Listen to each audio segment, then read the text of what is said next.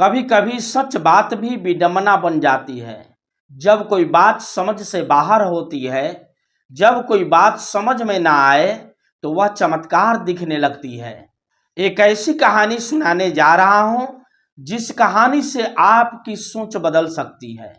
इसलिए यह सिर्फ कहानी नहीं, बल्कि इस कहानी से बहुत बड़ी सीख मिलेगी, आपको अनुभव जागृत होगी।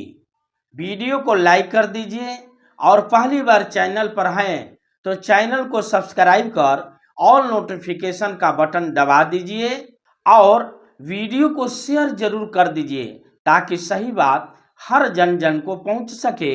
यही असली मानव धर्म है।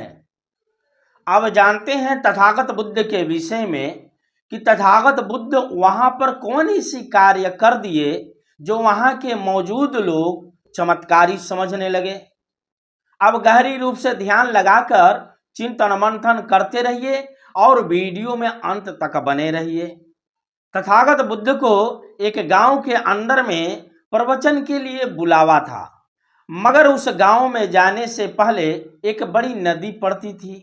जो भी उस गांव में जाता था वो नदी को पार करके जाना पड़ता था।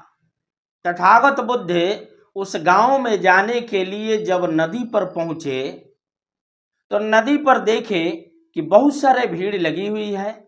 बारी बारी से नाव पर सवार होकर और नदी को पार कर रहे हैं लोग। नाव पर सवार लोगों ने जब देखा कि एक सन्यासी आए हुए हैं तो नाव के सवार लोग बुलाना शुरू कर दिया कि आ जाइए, बच जाइए, साथ में पार हो जाइए। मगर तथागत बुद्ध उस पर बैठने से इनकार कर गए। कहे कि नहीं, इस नाव पर मैं नहीं बैठ सकता। दोबारा रिक्वेस्ट लोगों ने किया, मगर फिर तथागत बुद्ध मना कर दिए। कहे कि नहीं, इस नाव से कुछ लोग अगर जो उतर जाओ तो और बेहतर है, दोबारा आओगे तब जाकर के जाएंगे। नाव पर सवार जितने भी लोग थे तथागत बुद्ध की यह बात समझा लोग नहीं कि खतरा भी हो सकता है। गुस्से में आकर के वह नाव के सवार के लोग मल्लाह जो था, जो उस पार ले जाने वाला था, उसके ऊपर दबाव डाले और वह नाव लेकर के वहां से चल दिया। जैसे ही नाव इस किनार से सवार लोगों को लेकर आगे बढ़ी, बीच में नाव गई, वैसे ही नाव डूब गई, विलुप्त हो गई, खत्म हो गई। वहां से नाव डूब गई। जितने लोग था वो डूबकर समाप्त हो गया।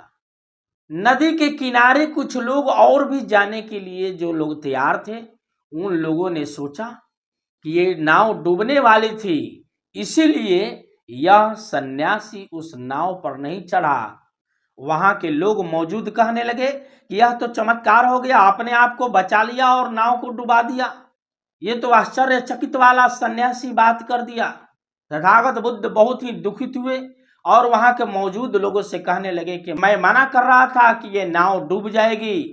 इस नाव पर बहुत सारे लोग हैं, जानवर है, बंदर है, मगर इस बात को लोगों ने समझा नहीं। नाव पर सवार जिन लोग था, वहां नदी पर मौजूद लोग कहने लगे कि तथागत बुद्ध, आप नाव पर सवार क्यों नहीं हुए?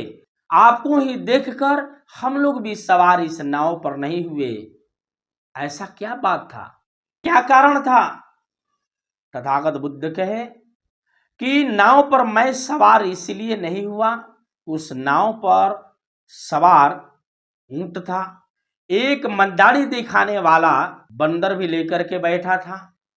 उस नाव पर सवार 2 4 5 बच्चे भी था। उस नाव पर बहुत सारे किसान भी बैठे थे। मैं उससे अनुभव लगाया कि ऊंट भी है, बंदर भी है, बच्चे लोग भी हैं और सभी लोग नाव पर बैठे हैं। बच्चे लोग का स्वभाव बंदर के जैसा ही होता है, इसलिए बच्चे लोग बंदर को छेड़ेगा, बंदर उछल कूद करेगा, ऊंट के पीठ पर चढ़ेगा। दूसरा तो जगह वहां है नहीं नाव पर।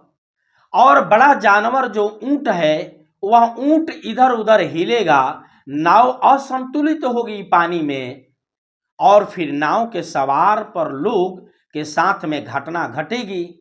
और वही हुआ।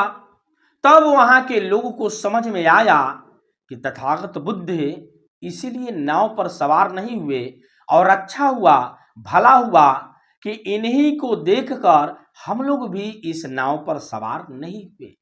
अब इस कहानी से ये सीख मिला कि जो भी लोग उस नाव पर सवार लोग था, उन लोगों के साथ में घटना इसलिए घटी क्योंकि ज्ञान की अभाव था, और उस ज्ञान की अभाव के कारण अपने मौत के साथ, अपने जीवन के साथ खिलवाड़ कर लिया। उस जीवन को बचाने के लिए तथागत बुद्ध कहते रह गए, मगर उन लोगों ने सुना नहीं। उन लोगों की ये बात उल्टी समझ में आ गई कि ये तो सन्यासी जो कह रहा है, इस पर जानवर है, मंदारी दिखाने वाला बंदर लेकर के बैठा है, बच्चे लोग हैं, हम लोग किसान हैं, इसलिए छूत देख करके, नीच जान करके ये सन्यासी यहाँ नहीं बैठा। तो मित्र बंधु, इसी चीज को तथागत बुद्ध 4 आर्य सत्य में बताए हैं कि दुख है, दुख का कारण है, कारण का निवारण है, और निवारण का मार्ग है। इस कारण को तथागत बुद्ध देख चुके थे। उस नाव पर सवार जानवर है, उस नाव पर सवार बंदर है, उस नाव पर सवार बच्चे लोग और बहुत सारे किसान भी हैं। बच्चे लोग छेड़ेगा बंदर को, और बंदर कूद फान करेगा, ऊंट के पीठ पर चढ़ेगा, बड़ा जानवर नाव पर सवार है और इधर उधर हिलेगा और संतुलन खराब होगी नाव का, उस पर चढ़े हुए लोग के साथ में घटना घटेगी। इस कारण को देखते हुए तथागत बुद्ध उस नाव पर नहीं सवार हुए, और परिणाम बुरा निकली। कारण ये हुआ कि बीच नदी में जाते जाते नाव डूब गई। तो मित्र बंधु, किसी भी कार्य को करने से पहले, एक पग भी रखने से पहले कारण को देखनी चाहिए। इसलिए तथागत बुद्ध उस नाव पर सवार नहीं हुए। मगर ऐसी बात को भी लोगों ने चमत्कार कहता है।